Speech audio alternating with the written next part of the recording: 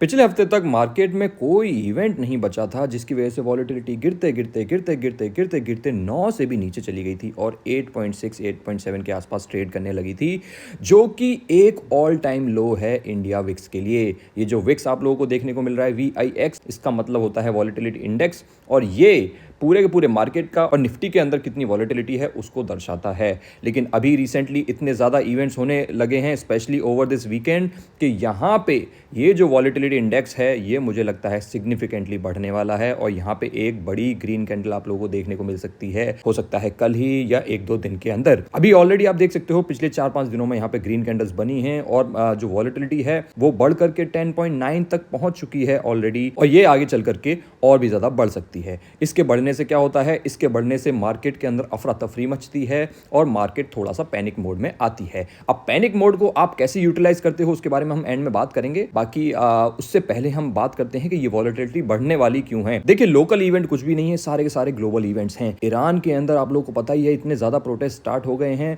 और वहां पे यूएस ने भी सपोर्ट करना स्टार्ट कर दिया है प्रोटेस्टर्स को, जिसके बाद ईरान का जवाब भी आया। यहाँ पे ईरान ने भी यहाँ पे जवाब दिया है कि अगर यहाँ पे यूएस अटैक करेगा तो वो यूएस के मिलिट्री बेसिस पे अटैक करेंगे। यहाँ पे आप देख सकते हो ट्रंप साहब ने ट्वीट किया था कि ईरान के लोगों को यहाँ पे फ्रीडम चाहिए, जो कि परहैप्स लाइक नेवर बिफोर, यानी कि पहले कभी इतनी ज्यादा फ्रीडम नहीं चाहिए थी जितनी अब ज्यादा चाहिए। और उससे भी ज्यादा इंपॉर्टेंट दोस्तों ये है कि यूएस जो है उनको सपोर्ट करने के लिए तैयार है। ये यूएस के प्रेसिडेंट की तरफ से आना एक बहुत बड़ी चिंता का विषय है ईरान के लिए और पूरे वर्ल्ड के लिए। इसी वजह से ईरान ने भी यहाँ पे रिप्लाई किया है, जिसकी वजह से यहाँ पे एस्केलेशंस हो सकते हैं, और अगर एस्केलेशंस होंगे, स्पेशली अगर यूएस इन्वॉल्व होगा, तो पूरे के पूरी दुनिया पे असर पड़ता है। तीसरा, यहाँ पे आप देख सकते हो ये जो प्रोटेस्ट हैं ये सिर्फ अब ईरान के अंदर नहीं रहे हैं, लंदन के अंदर जो ईरान की एम्बेसी है वहां पे भी आप देख सकते हो किसी ने वहां पे फ्लैग को चेंज करने की कोशिश की और इसकी वजह से ये चीज इंटरनेशनल मीडिया में गई और यहाँ पे इसको काफी ज्यादा आई बॉल्स मिल रही हैं, जिससे कि एस्केलेशंस और भी ज्यादा बढ़ते जा रहे हैं। तो ईरान की वजह से ईरान के अंदर जो चीज़ें हैं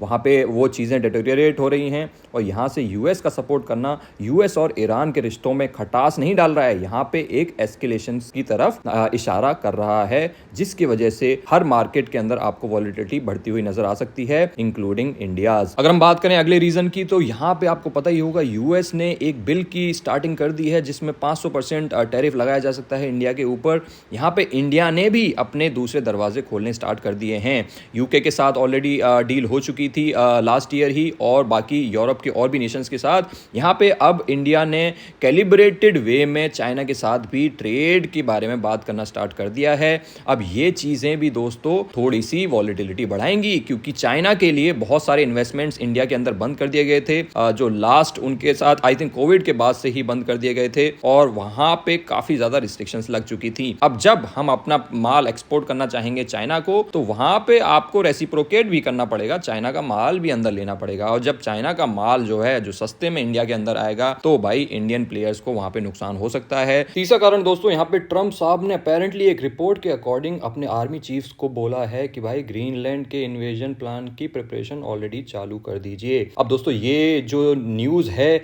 ये रिपोर्ट्स के थ्रू आ रही है, सोर्सेज के थ्रू आ रही है, कोई ऑफिशियल न्यूज नहीं है, लेकिन दोस्तों ऐसे र्यूमर्स पे ही मार्केट जो है रिएक्ट करते हैं, और ये इतनी सेंसिटिव न्यूज है कि ये कोई ट्रम्प साहब अपने ट्वीट में नहीं बताएंगे, बताने को बता भी सकते हैं, पर ये चीज ऑफिशियल सोर्सेज से नहीं आ रही है, लेकिन ये र्यूमर्स मार्केट में चल रही हैं। और यहाँ पे ग्रीनलैंड ने भी रिप्लाई कर दिया है कि भाई ना हमें अमेरिकन बनना है, ना हमें दानिश सिटीजन बनना है, हमें ग्रीनलैंड का सिटीजन ही रहना है। तो यहाँ पे भी एस्केलेशंस चल रहे हैं ग्रीनलैंड को लेकर के। अब अगर हम यहाँ पे निफ्टी के चार्ट पे नजर डालें तो आप देख सकते हो पिछले 2 दिनों में बड़ी बड़ी रेड कैंडल्स बनी हैं और उसके पहले 3 छोटी छोटी रेड कैंडल्स बनी थी। ये सारी रेड कैंडल्स बनना स्टार्ट हुई थी जब से 500% टैरिफ की न्यूज़ मार्केट में आई थी कि ऐसा बिल लाया जा रहा है, इंडिया के ऊपर 500% टैरिफ लगाया जा सकता है। अब वो टैरिफ के ऊपर ऑलरेडी मैंने एक वीडियो बना दी है कि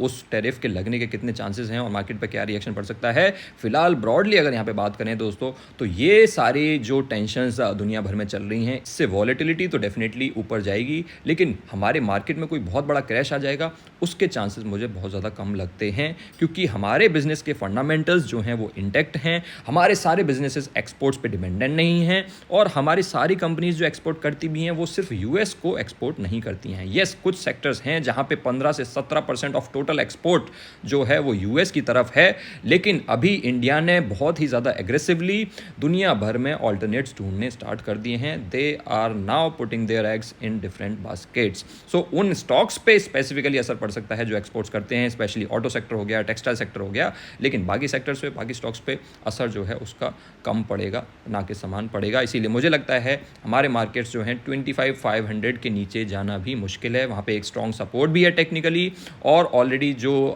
फैक्टर इन होना था, क्योंकि यहाँ पे एक आपको पता ही है एक मार्केट में पैनिक का माहौल होता है तो थोड़ी बहुत प्रॉफिट बुकिंग ज़रूर आती है, लेकिन यहाँ पे जो इंटेलिजेंट लोग हैं वो इस डिप का फ़ायदा भी उठाते हैं, ऐसी डिप्स का फ़ायदा भी उठाते हैं और सस्ते दामों में स्टॉक्स को खरीदते भी हैं। तो मैं इसको एक बाइंग अपॉर्चुनिटी की तरह लूँगा and I will be buying this dip. अब चाहे वो स्टॉक स्पेसिफिक हो या निफ्टी का इंडेक्स हो या फिर इंडेक्स फंड्स हो, डिप को बाय करने के बहुत सारे तरीके होते हैं, वो आपको डिसीजन लेना है कि आप किस तरीके से बाय करना चाहते हैं। लेकिन मुझे ये एक अपॉर्चुनिटी नज़र आ रही है जो कि ग्लोबल न्यूज़ की वजह से, इस पैनिक के माहौल में, मार्केट में गिरावट की वजह से एक अपॉर्चुनिटी हमारे सामने नज़र आ रही है।